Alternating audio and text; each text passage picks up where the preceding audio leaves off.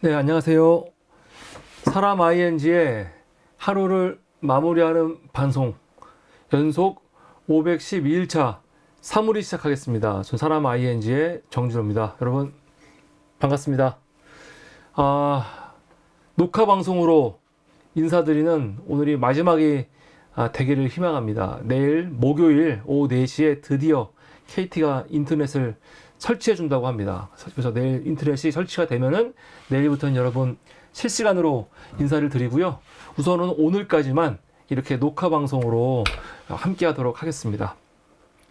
네, 오늘도 2월 19일 사설로 함께 할 건데요. 그 전에 감사한 분들께 좀 인사드리고 시작하겠습니다.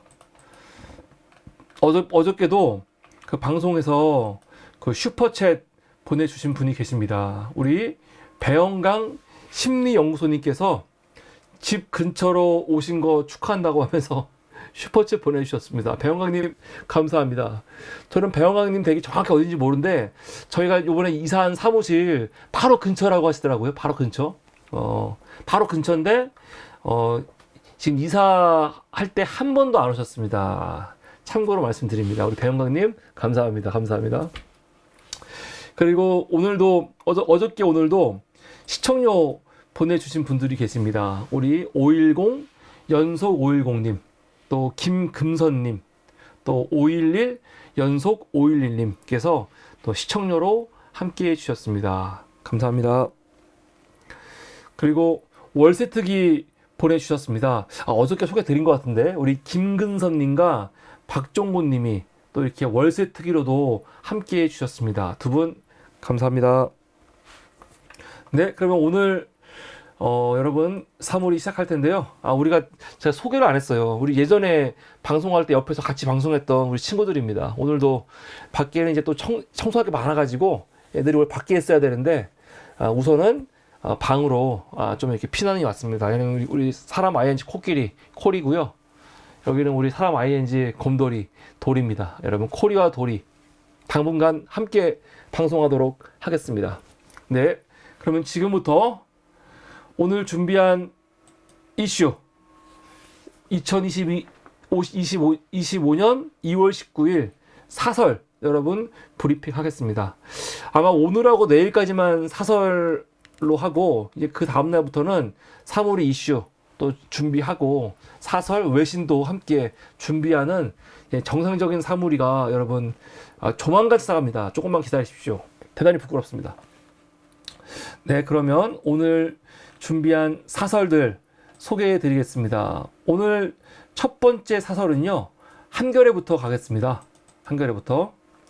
추경 골든타임 지나기 전 국정협의회에서 합의해야. 사설 내용을 보겠습니다. 사설은 오늘이죠. 20일 국정협의회에서 여야가 추가 경정 예산 편성에 대한 최소한의 합의를 이뤄야 한다고 강조하고 있습니다. 내일이죠. 내일. 오늘이 19일이고 내일 하니까 이제 미리 얘기하는 겁니다. 경기 침체가 장기화되는 상황에서 추경에 골든타임을 놓쳐서는 안 된다는 거지요.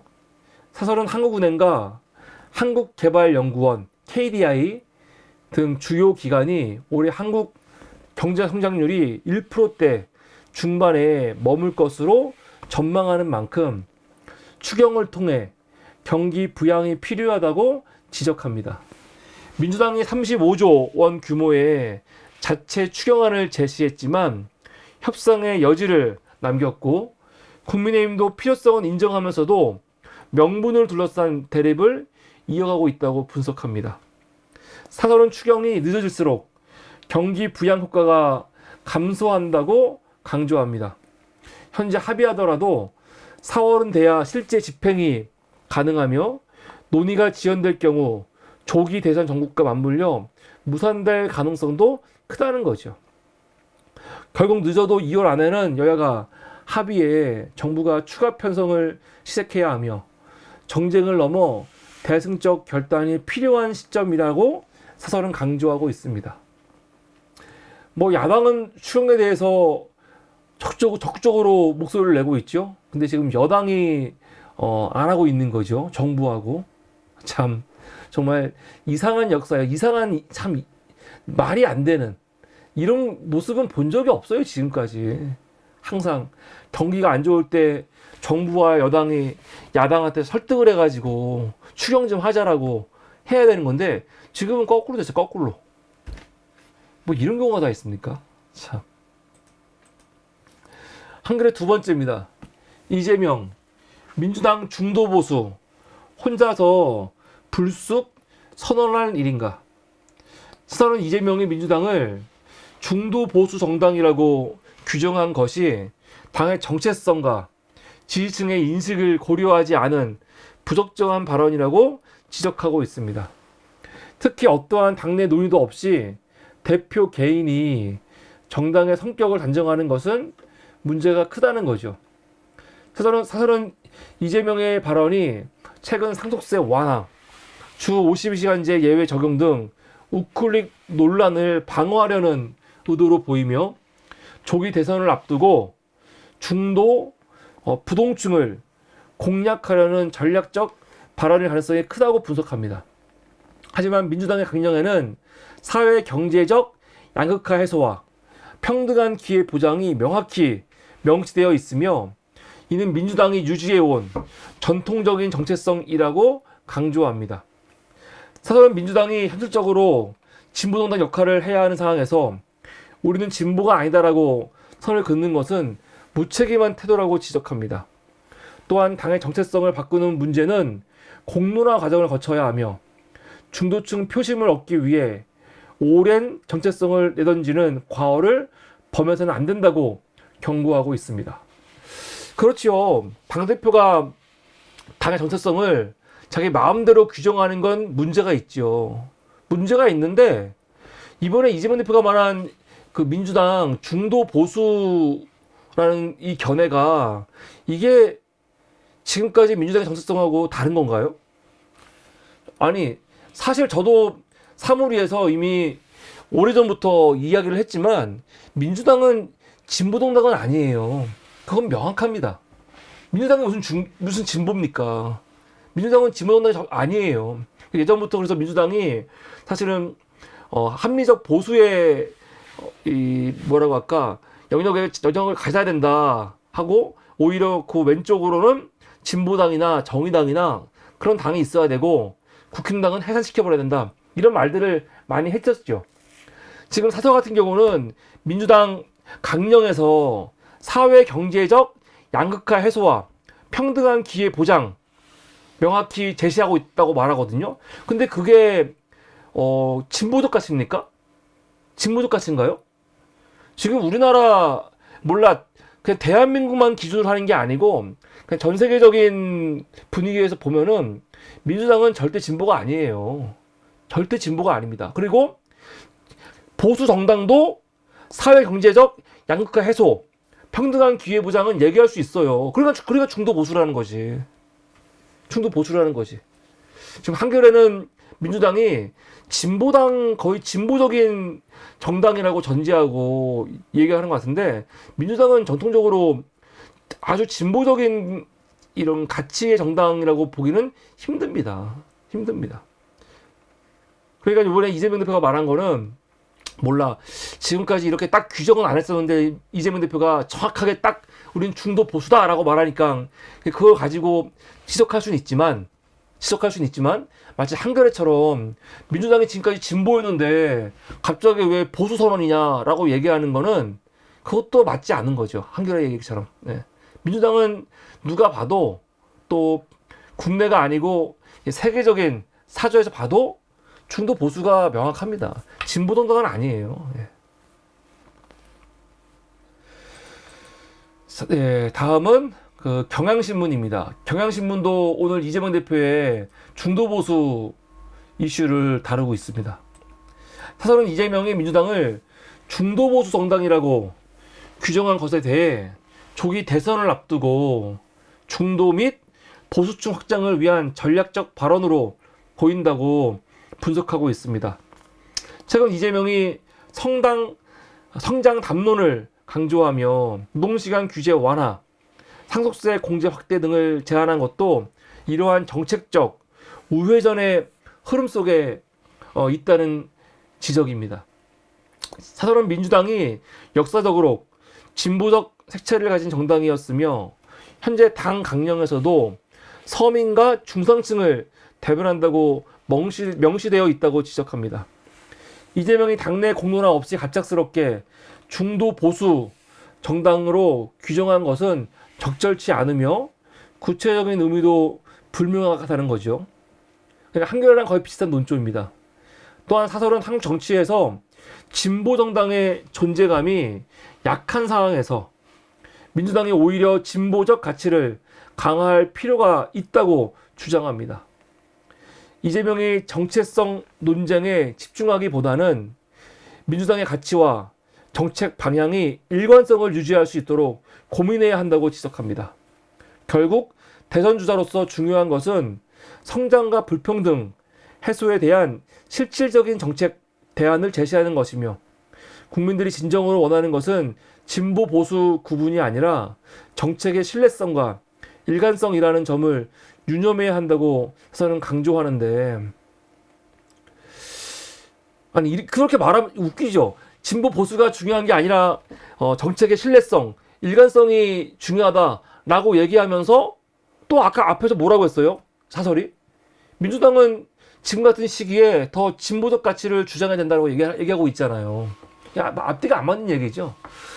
민주당은요 중도 보수가 맞습니다. 제가 봤을 때는 중도 보수가 맞는데 중요한 거는 지금 우리 사회가 가지고 있는 보수에 대한 개념이 과연 보수냐 이거예요.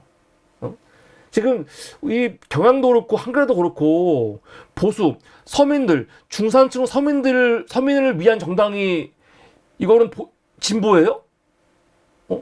대한민국의 중상층과 그 서민들을 위한 그 강령에서 서민과 중산층을 대변한다는 정당이 이게 진보입니까? 강령에는 진보 보수라는 말이 없어요. 민주당 강령에는 중상층과 서민을 대변한다고 하는데 대한민국 중상층을 대변하는 게 진보예요? 응? 중산층을 대변하는 게? 그게 아니죠. 중산층을 대변하는 건 보수예요. 근데 우리가 자꾸 보수의 가치를 너무 한쪽으로만 보고 있는 거지. 사실은 건강한 보수는 성장도 성장이지만 분배 얘기합니다.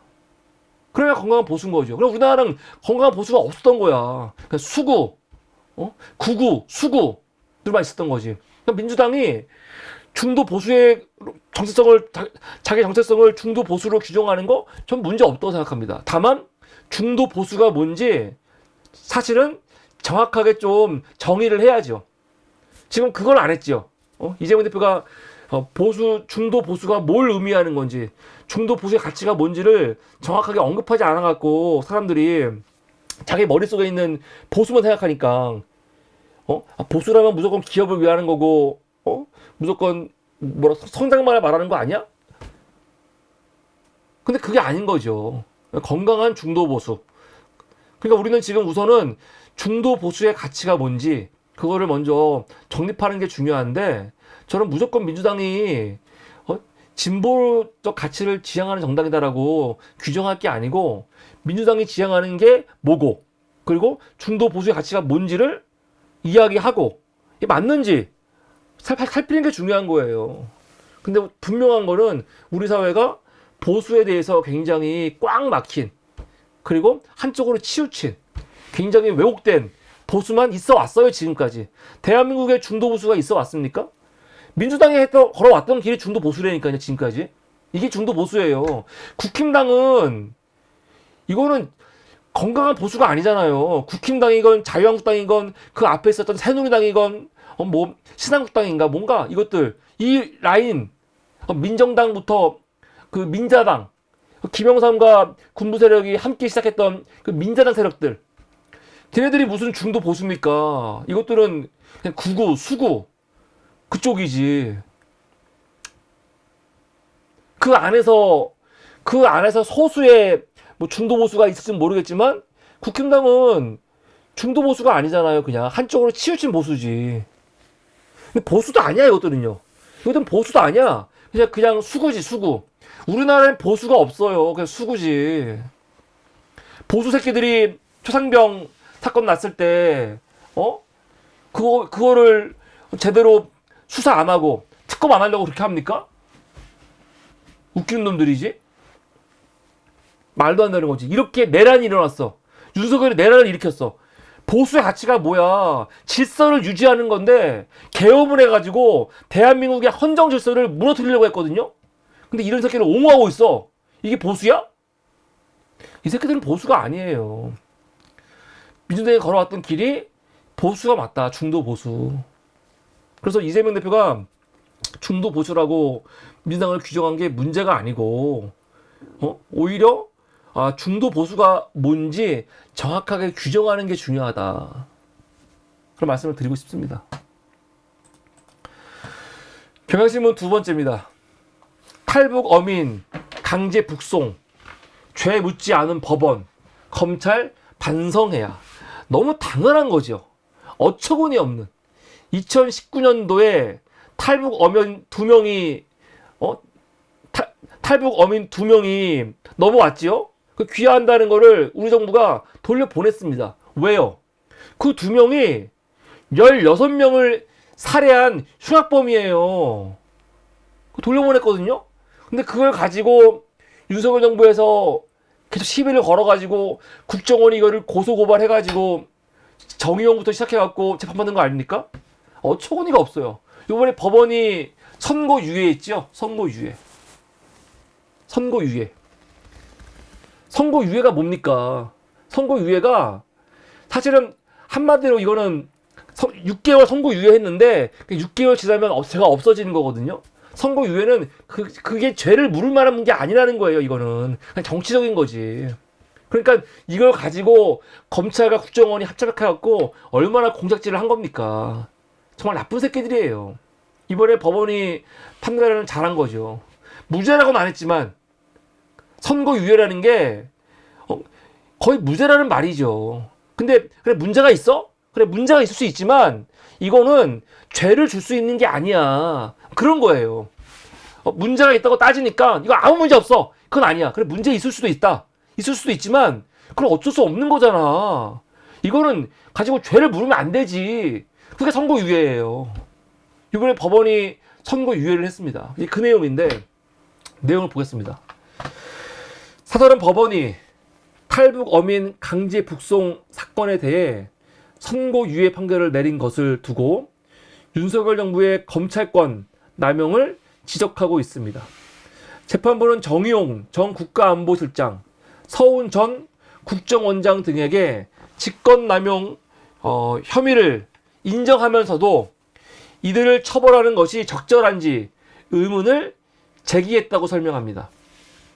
2019년 탈북어민 2명이 16명을 살해한 흉악범이었다는 점을 강조하며 문재인 정부 당시 검찰도 불기소 처분을 내린 사건을 윤석열이 직접 재수사 지시한 점을 문제 삼고 있습니다. 법원이 검찰의 무리한 기소를 비판하며 법 공백을 메우기보다 수사와 기소에 집중한 것이 더 나은 해결책이었는지 의문이라고 한 대목도 주목할 필요가 있습니다. 법원이 검찰에 사실은 기소권 남용에 대해서 비판하고 있는 거예요. 수사기소 남용을 대해서. 사실은 윤석열 정부 검찰이 중립성을 잃고 정권의 도구로 활용되었다며 이번 판결을 무겁게 받아들이고 반성해야 한다고 강조합니다. 또한 법원도 남북관계처럼 고도의 정치적 사안에 대한 사법적 판단은 신중해야 한다고 결론 짓고 있습니다. 맞지요? 예. 맞습니다. 이번에 법원이 판결을 참 잘했어요. 경향신문 세 번째입니다. 야 5당 내란 종식 원탁회의 사회개혁 연합정치를 세우길. 사설은 민주당 등 야 5당이 출범시킨 내란 종식 민주헌정 수호 새로운 대한민국 원탁회의가 윤석열과 극우 세력의 헌정 파괴를 막고 새로운 대한민국을 만드는데 뜻을 모았다고 평가하고 있습니다. 헌정 질서를 지키려는 세력이 힘을 합쳐 압도적 다수를 형성해야 한다는 점에서 원탁회의의 출범은 필요하고도 절박한 일이라는 것이요. 사실은 앞에 있는 모습이 굉장히 좋은 겁니다. 야 5당이 지금 함께하고 있는 거잖아요. 근데 사실 민주당 제외하고 나머지 정당 합쳐봤자 의석수 몇 개입니까? 물론 조국혁신당은 좀 의석수가 많지만, 그래서 사실은 우리가 지난 총선 때도 갈등이 있었어요. 민주당한테 몰아줘야 된다, 아니면은 아니다, 소수정당한테도 표가 가야 된다 했는데, 사실은 이렇게 야5당이라는 그림이 굉장히 좋은 거죠.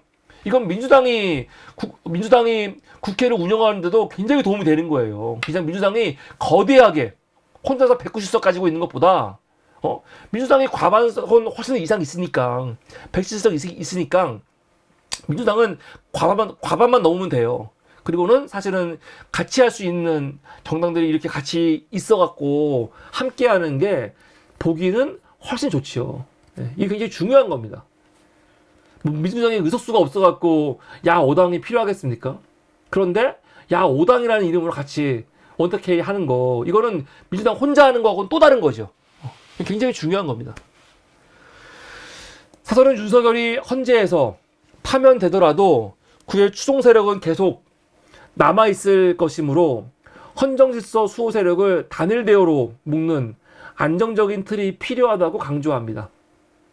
이를 위해 개혁신당이나 윤석열 탄핵에 찬성하는 국민의힘 의원들까지 참여시키는 방안도 고려할 필요가 있다고 제안하는데, 국민의힘 의원들 참여하면 좋지요. 지들이 안 하는 걸 뭘 어떡하라고.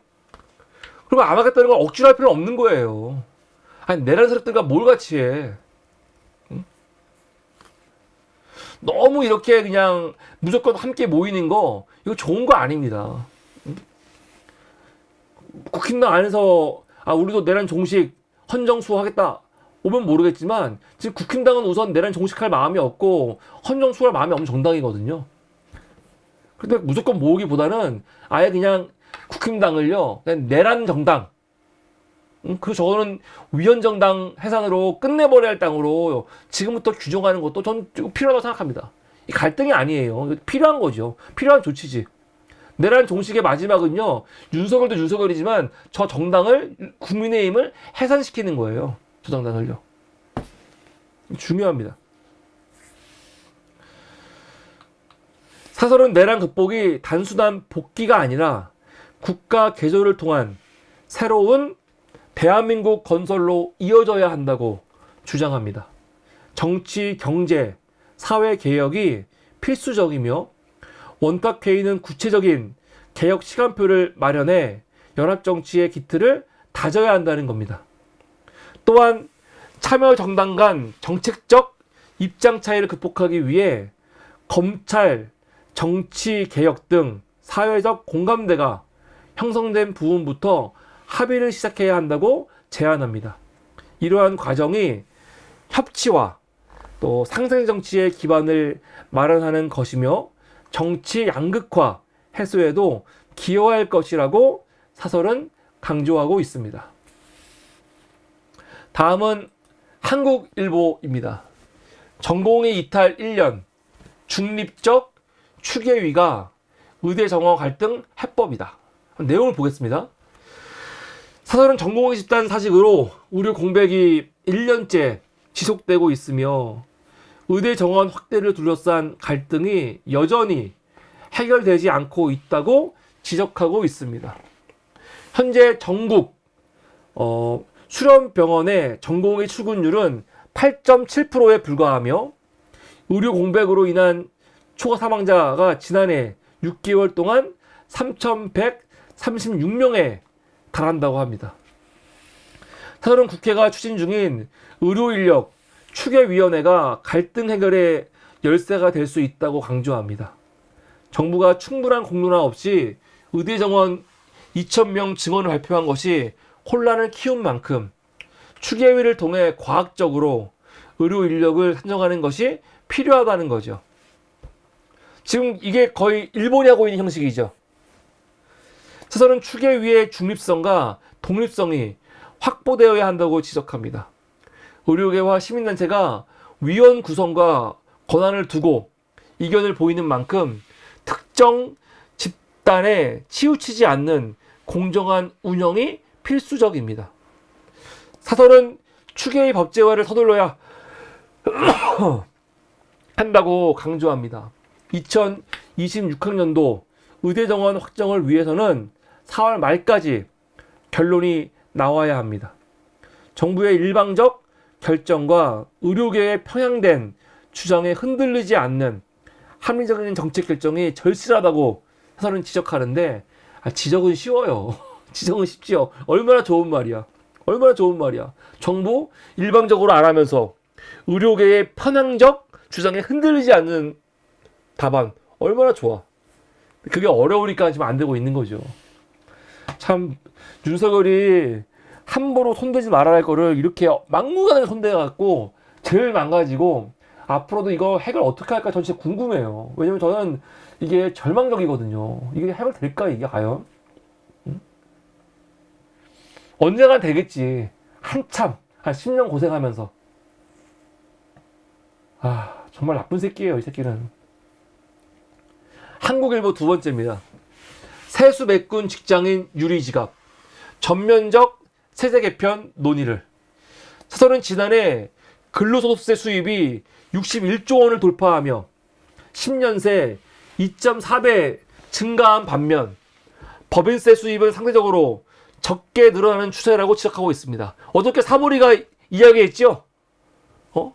법인세하고 지금 상속세는 계속 감세해주고 있는데 정작 근로소득세는 엄청 올라가고 있어요. 사실 근로소득 같은 경우는 국민들 내가 노력해서 내가 번 돈이거든요. 깎아주려면은 그거 깎아주던가. 그렇잖아요. 우리 국민들한테 세금 얼마나 철저하게 걷어갑니까? 응? 소득 있는 곳에 세금 있다라는 마음으로 하면서 내가 열심히 일했는데 내가 열심히 일한 거에 대해서 세금은 지금 계속 올라가고 있거든요. 그게 억울한 거지 오히려. 근데 억울하지 않은 건 뭐가 있습니까? 부동산 값이 올랐어. 아니면 부모로부터 돈을 상속받았어. 이건 불로소득이잖아요. 내 노력으로 얻은 돈이 아니란 말이야. 그럼 그런 거에 세금 매기는 게 뭐가 그렇게 억울해? 그걸 왜 감세를 해? 법인세? 법인세 좋아요, 그것도. 저는 그래서 법인세라든가 차라리 근로소득세를 감세해 주는 거는 어느 정도 인정할 수 있는데, 상속세를 감세하는 거, 종부세를 감세하는 거, 그건 잘못된 겁니다. 불로소득에 대해서는 철저하게 세금을 사실은 받아야 되는 거고, 당연히. 지금 열받아 죽겠어요. 그래서 항상 보수가 국민의힘이건 민주당이건 감세 얘기할 때 근로소득세 감세는 얘기 안 하잖아요. 왜 얘기 안 해? 감세하려면 그걸 감세해야지. 하여간 지금 계속 근로소득세만 늘어나고 있는 거예요. 특히 윤석열 정부 출범 이후 법인세율 인하와 대기업 중심의 비과세 감면 정책으로 인해 법인세 수입이 2년간 40조 원 이상 감소했다고 분석하고 있습니다. 사설은 이로 인해 세수 결손이 87조 2천억 원에 달하는 상황에서 근로소득세가 재정 부족을 메우는 역할을 했다고 밝히고 있습니다. 하지만 직장인들은 유리지갑으로 불릴 만큼 원청 징수로 세금을 꼬박꼬박 납부해야 하는 만큼, 반면 법인세 감면 혜택은 대기업 위주로 적용되면서 조세 형평성 논란이 커지고 있다고 지적합니다. 맞는 말이에요. 사설은 비과세 감면 정책이 확대되면서 세입 기반이 약화됐고, 이에 따라 성장과 복지를 동시에 추진하기 어려운 현실이 되었다고 분석합니다. 경기 하강 국면에서 법인세를 무작정 인상할 수도 없는 만큼 단편적인 세세 조정이 아닌 전면적인 세세 개편이 필요하다고 강조하고 있습니다. 한국일보 세 번째입니다. 쏟아지는 김건희 여사 국정 개입 의혹, 진상 규명 철저히. 김건희는 진짜 정말 어처구니가 없어요. 집 가진 게 뭐라고. 정말로. 집 가진 게 뭐라고 도대체. 이렇게 나대고 이렇게 연병을 떨는지 모르겠어요, 진짜. 저는 김건희의 국정 개입 의혹이 잇따라 제기되고 있으며 철저한 수사가 필요하다고 지적하고 있습니다. 특히 정치 브로커 명태균 측의 주장에 따르면 김건희가 특정인의 공천을 부탁하고 여당 의원들로부터 선거 판세를 전달받았다는 정황이 포착되었다는 거죠. 사설은 김건희가 명태균에게 윤석열에게 유리한 여론조사를 요청했다는 의혹이 검찰 수사 과정에서 제기되었다고 언급합니다. 또한 계엄 당시 조태용 국가정보원장과 연락한 사실이 드러난 점도 의혹을 키우고 있다고 지적합니다. 사설은 김건희가 대통령 배우자로서 본분을 넘어 정치적 영향력을 행사하려 했다는 의심이 커지고 있다고 강조합니다. 명품백 사건, 한동훈 문자 논란 등도 이러한 문제의 연장선상에서 봐야 한다는 거지요. 아니 옛날 난 그냥 농담으로만 생각했는데 진짜로 김건희가 윤석열 다음에 대통령 할 마음이 있었던 것 같아요. 하는 꼬락서니까 진짜. 무슨 통일대통령? 윤석열이 계엄하고 윤석열 대통령 한 두 번, 세 번 해먹은 다음에 진짜로 그 다음에 김건희가 뭘 할 그런 엄청난 지들만의 계획을 갖고 있었던 게 아닌가. 이 망상. 정신병자들이죠. 내가 볼 때는. 사설은 박근혜 정부의 비선 실세 사건을 언급하며 선출되지 않은 권력이 국정에 개입하는 것은 민주주의를 훼손하는 행위라고 경고합니다.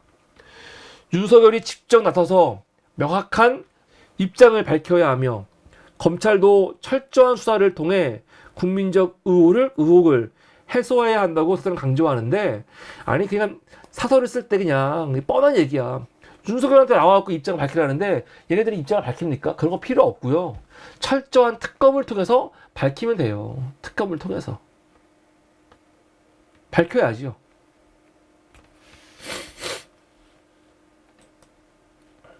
동아일보입니다. 조지호, 윤, 의원 체포 6번 닭달, 호수의 달그림자가 말이 되나? 사설은 조지호 경찰청장이 윤석열이 계엄 전후 6차례 전화로 국회의원 체포를 압박했다고 진술한 점을 지적하며 이는 계엄의 우연성을 입증하는 핵심 증거가 될 수 있다고 강조하고 있습니다. 또한 윤석열이 국회 봉쇄 해제 지시를 내리지 않았다는 증언도 계엄의 불법성을 뒷받침한다고 분석합니다. 사설은 곽종근 전 특전사령관과 조성현 수방사 제1경비단장의 증언을 언급하며 윤석열이 국회의원을 강제 연행하라는 지시를 내렸다는 증거가 계속 나오고 있다고 지적합니다. 그러나 윤석열 측은 호수 위 달 그림자 같은 모호한 표현으로 본질을 흐리고 있다고 비판합니다. 또한 사설은 국민의힘이 헌재 흔들기에 나서고 있다고 지적합니다. 여당 의원들이 헌재를 항의 방문해 헌재가 국정마비의 공범이라고 주장하는 등 계엄을 옹호하라는 태도를 보이고 있다고 비판합니다. 사설은 절차적 논란이 아닌 실체적 진실이 밝혀져야 한다며 철저한 진상규명이 필요하다고 강조하고 있습니다. 이게 오늘 동아일보의 사설이었습니다. 동아일보 두 번째입니다. 마지막 골든타임이라면서 포장가리만 한 비상수출 대책. 지금 이 정부에서 무슨 대책이 있겠습니까? 제가 봤을 때는 추상목은요, 아무것도 하지 말고, 그냥, 미국과 또, 아직은 우리, 이 정부에서 뭘 할 수가 없다. 딜레이 시켜놓고, 정권 바뀐 다음에 해야죠. 사설은 미국의 고율 관세 부과로 한국 수출이 위기를 맞았음에도 정부의 비상수출 대책이 기존 정책을 재포장한 수준에 불과하다고 지적하고 있습니다. 특히 3월과 4월부터 시행될 철강, 알루미늄, 자동차 관세에 대한 실질적인 대응책이 빠져 있어 본격적인 타격이 시작되면 이미 늦을 것이라고 우려합니다. 또한 무관세 혜택을 기대하고 캐나다, 멕시코로 진출했던 한국 기업들을 국내로 유턴시키기 위한 정책도 효과가 미흡하다고 분석합니다.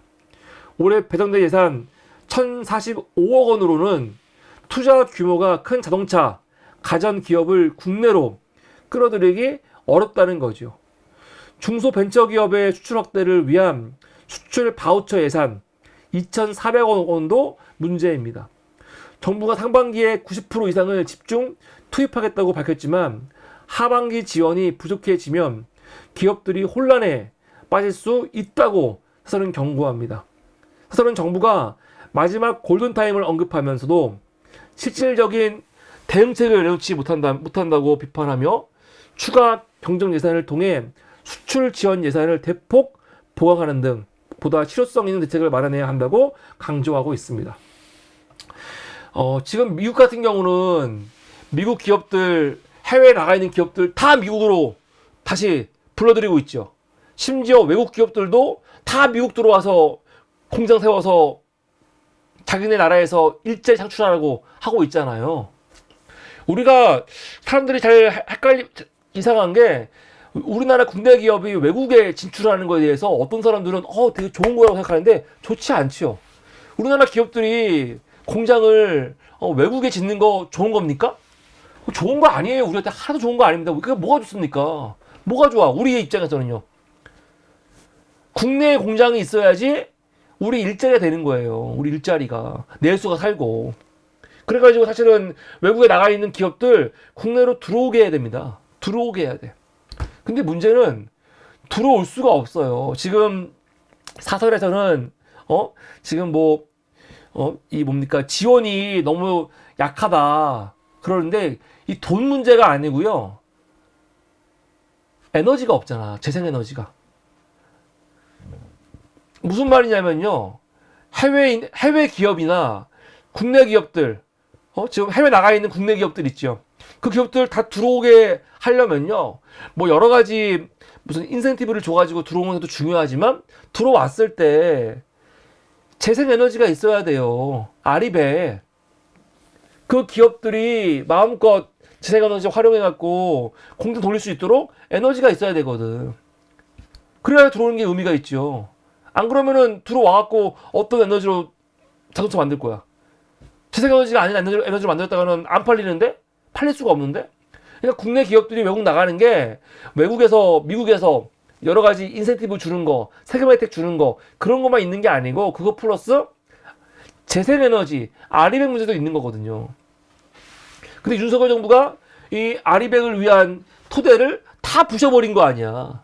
재생에너지 무시하고 오로지 원전. 미친 새끼. 원전은 여러분 재생에너지에 포함이 안 됩니다. 포함이 안 되는 거예요. 아리백에서 인정하는 그 재생에너지에 원전은 포함이 안 돼요. 지 혼자 원전 외치는 건 의미가 없어. 내가 원전 안전하냐 그런 차원이 아니야. 아리백으로 인정을 안 한다니까요.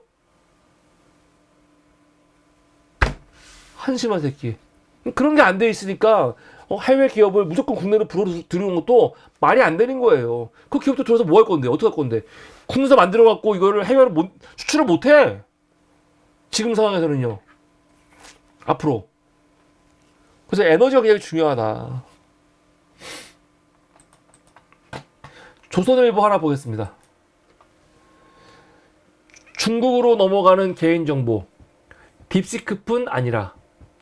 서른 중국 AI 모델 딥시크가 한국 사용자 120만 명의 개인정보를 중국 바이트댄스에 무단 전송한 사실이 드러나 정부가 신규 다운로드를 중단시켰다고 지적하고 있습니다.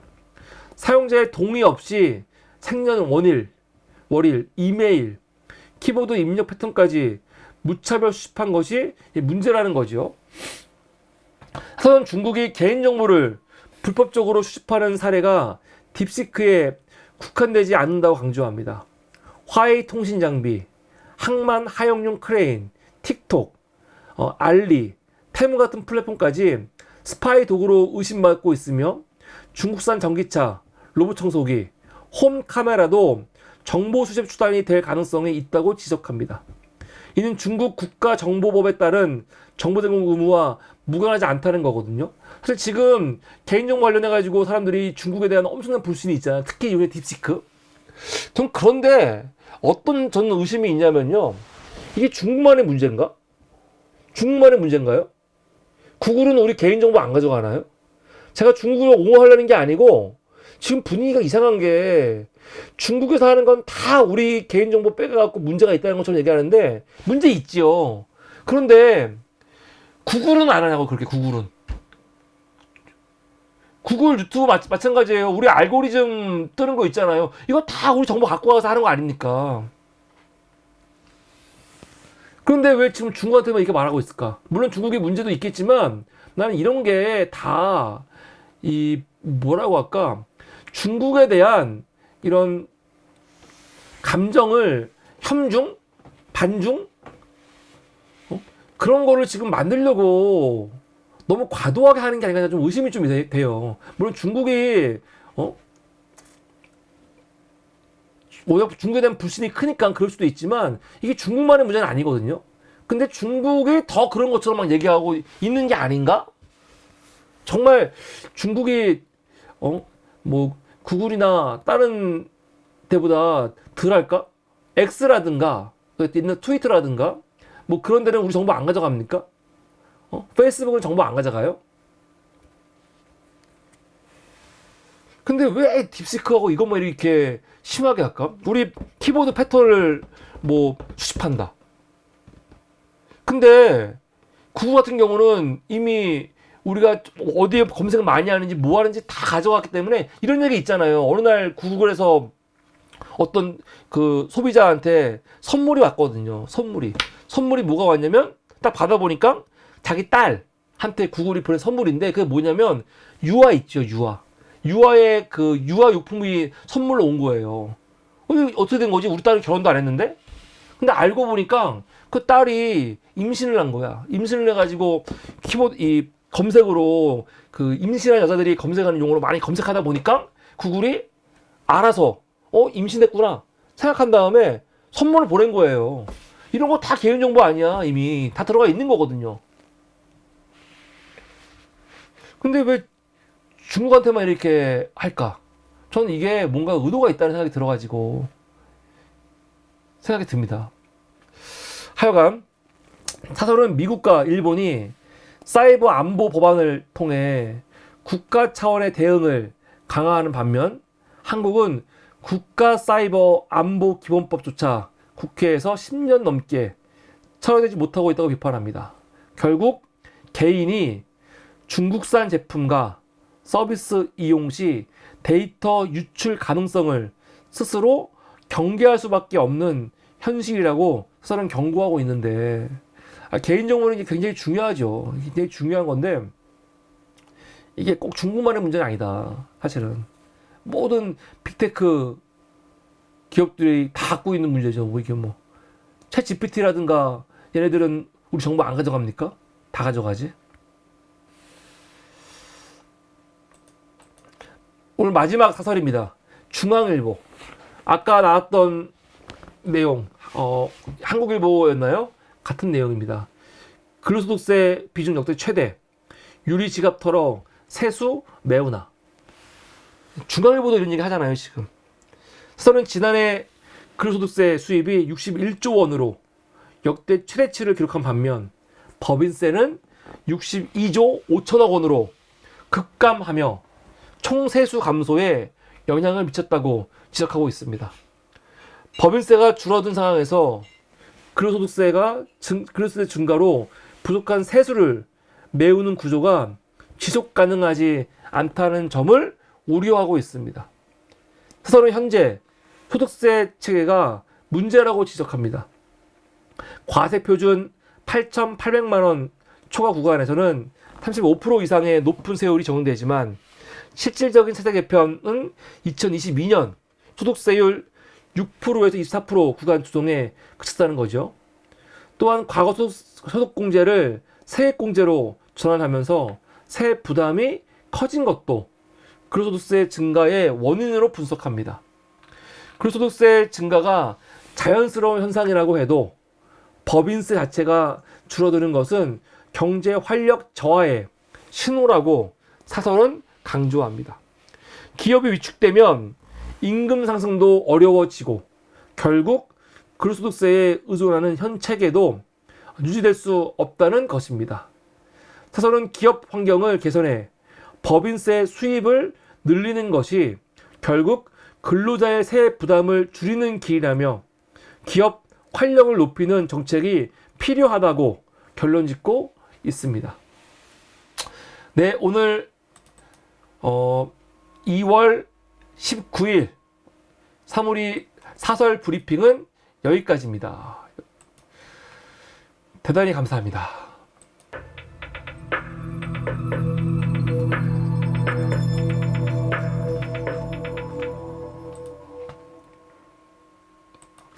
네, 여러분 감사합니다. 오늘까지만 여러분 이렇게 녹화 방송으로 여러분께 인사드리겠습니다. 지금 시간이 한 10시쯤 된 것 같은데, 몇 시야 지금 시간이? 10시쯤 된 것 같은데, 이거를 업로드 하면은 지금 사무실 끝나고 집에 가서 해야 되거든요. 집에 가서. 근데 집에 가려면 좀 시간이 걸려요. 정리 좀 가야 돼갖고. 그래서 아마 오늘은 12시 정도에 업로드를 하지 않을까 생각이 듭니다. 내일 KT가 4시에 온다고 했기 때문에 4시에 진짜로 온다면은 내일부터는 여러분 실시간으로 여러분들 뵙고 인사드리겠습니다. 녹화 방송은 재미가 없네요. 실시간으로 해야 재밌는데 녹화 방송 재미가 없어요. 인터넷이 안 되니까 너무 힘듭니다. 하여튼 여러분 감사합니다. 오늘도 함께 해주신 여러분 너무 감사하고요. 오늘 방송 보시고 매우 부족한 방송이지만 사물이 앞으로 더 열심히 하자 응원하시는 분들은 좋아요와 구독과 함께 여러분 시청료와 월세 특기로 함께 하시면 사물이가 크게 감사하겠습니다. 우리 코리와 도리도 인사 같이 하겠습니다. 여러분 안녕히 주무시고요. 우리는 내일 뵙겠습니다. 감사합니다. 안녕히 계세요.